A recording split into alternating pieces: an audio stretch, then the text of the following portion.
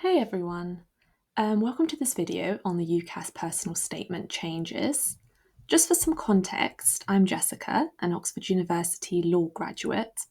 I graduated in 2023 and I'm now co-founder of EasyUniPrep, a platform which supports UK students with their university applications.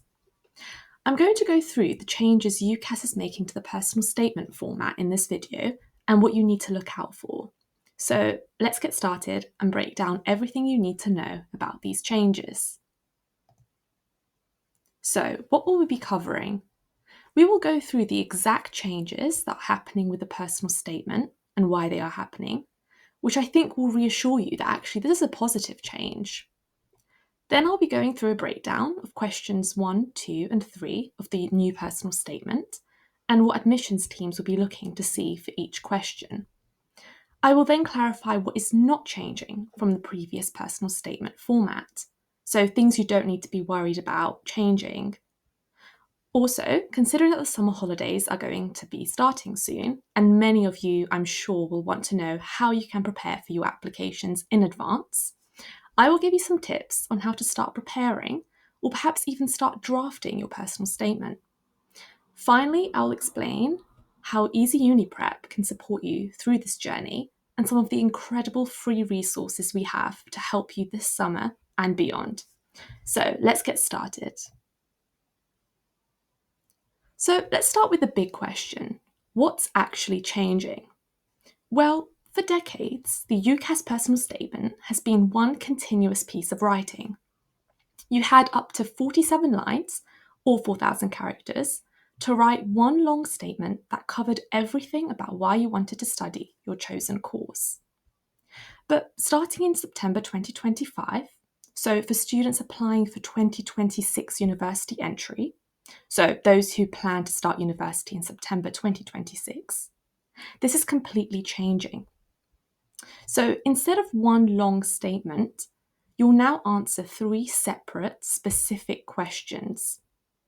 You'll still have the same 4,000 character limit overall, but it's now structured into 3 distinct sections, each with its own focus and purpose.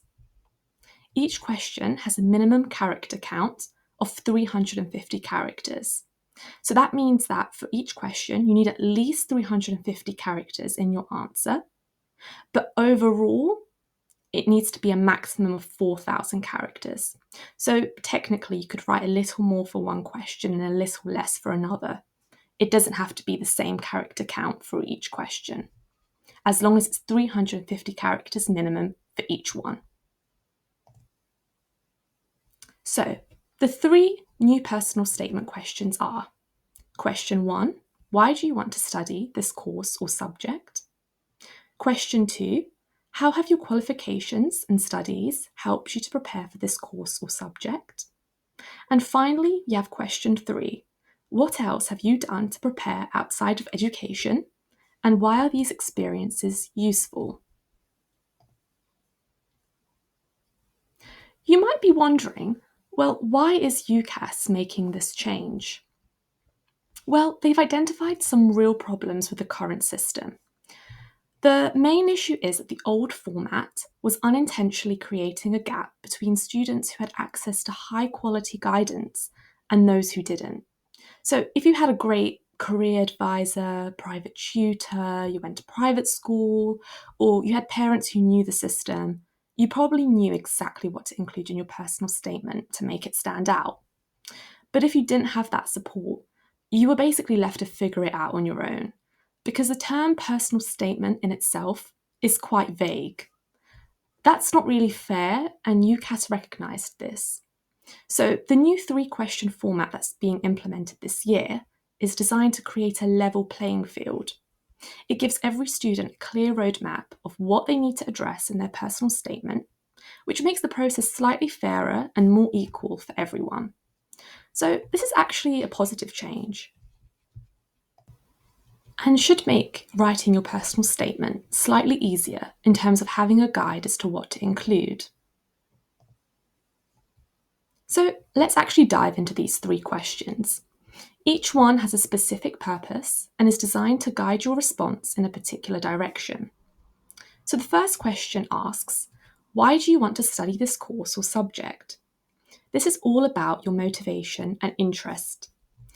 Universities want to understand why you've chosen this particular course and how well you understand what it actually involves.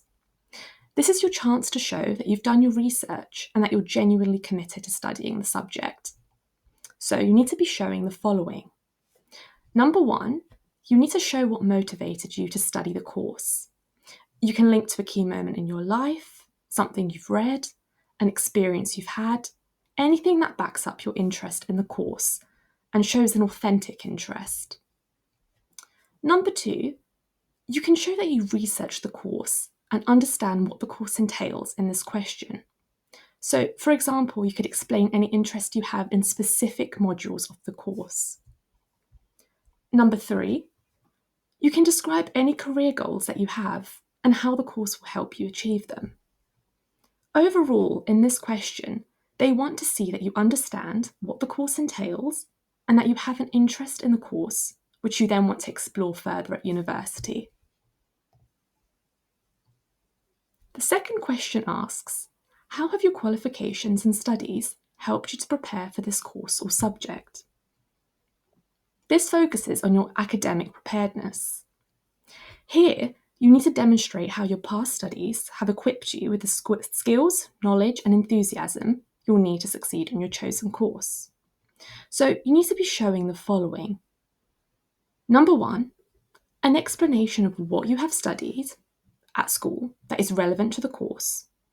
You can then pick out modules that you have studied, coursework, any reading that you've done, be more specific instead of just talking about the subject generally.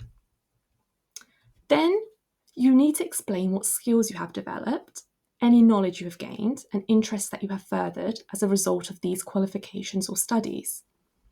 And finally, the most important part is you then need to connect all of that to the course. Because remember, the question asks, how have your qualification studies helped you to prepare for this course or subject? So you don't want to avoid or ignore that last part of the question.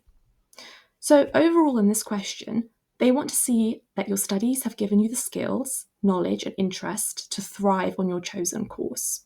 So it's important to make that connection between what you've already studied and then what you hope to go on to study. Finally, the last question asks, what else have you done to prepare outside of education, and why are these experiences useful? So this question essentially is targeting everything beyond the classroom. So work experience, volunteering, personal projects, any self-directed independent learning. It's your chance to show initiative and dedication outside your formal studies. So you need to be showing the following. Number one, an explanation of any experiences you have had outside of the school syllabus. Then you need to explain what skills you have developed, any knowledge you have gained, and any interests that those experiences have helped you further. Finally, you also need to connect that to the course. So it's very similar to the second question, except now we're focusing on everything that you've done outside of school. So they want to see that you've been proactive in exploring your interest in your chosen course in your free time. Remember, the school syllabus and what you've studied in school is the target of question 2.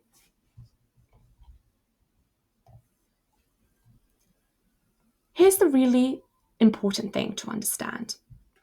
While the format is changing, the expectations for what you need to include in your personal statement are largely staying the same. You still need to show a passion and enthusiasm and interest for your chosen course. You need to demonstrate your suitability for the course, so whether that's explaining things you've done at school, any additional experiences you've had, everything that demonstrates why you're a strong candidate for the chosen course. So the content of your personal statement doesn't change. It remains broadly similar to what was expected before.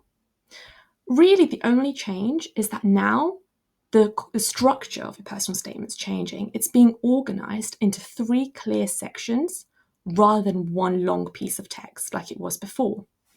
So if you've been researching personal statements already or getting advice based on the previous format, that guidance is still really valuable.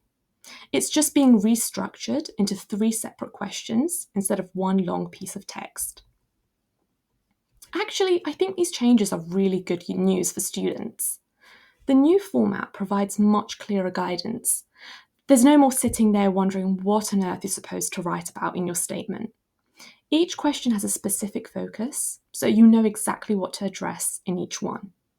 It's also going to be much easier to organise your thoughts. Instead of trying to weave everything together into one coherent narrative which flows into one another, you can actually tackle each aspect separately and give it the attention it deserves.